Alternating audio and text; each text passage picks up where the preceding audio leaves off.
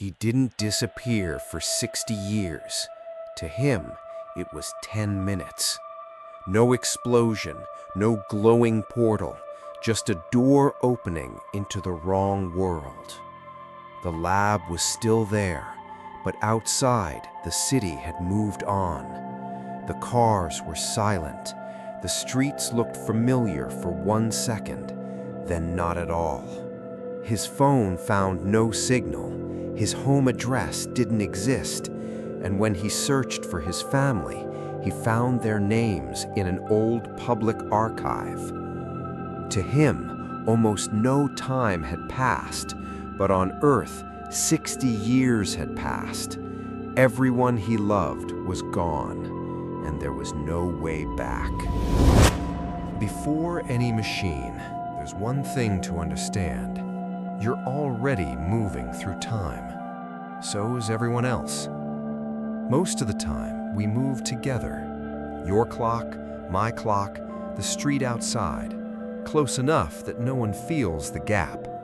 But clocks in space don't tick exactly like clocks on Earth.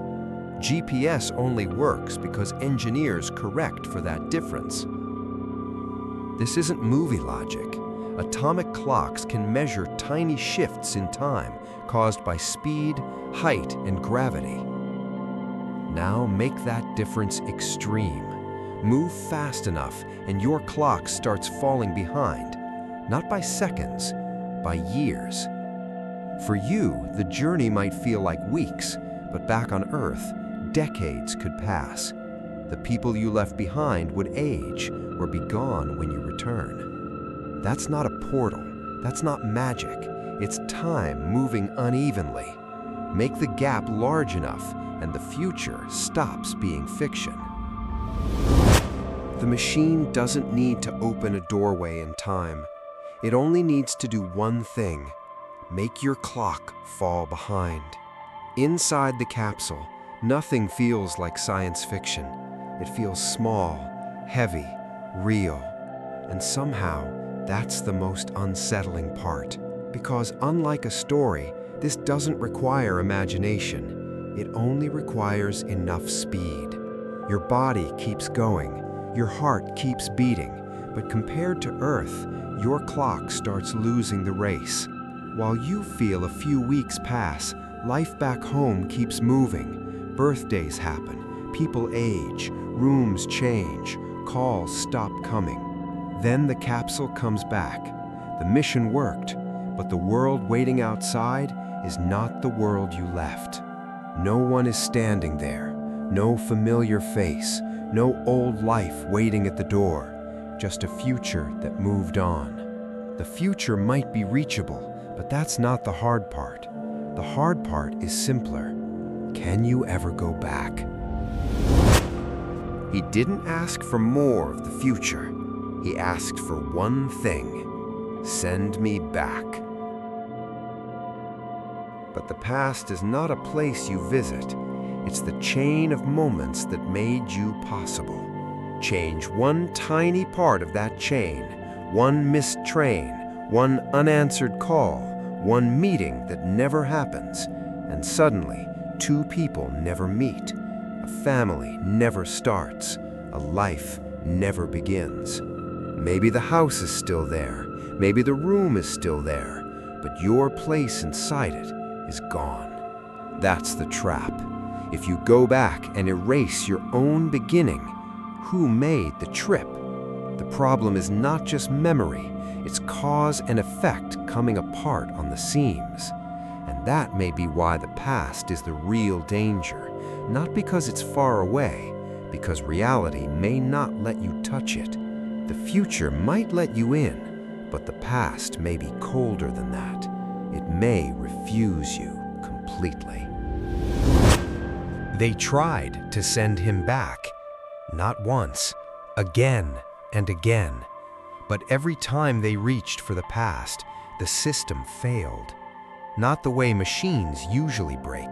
No explosion, no fire, just a sudden stop, like something refused to open.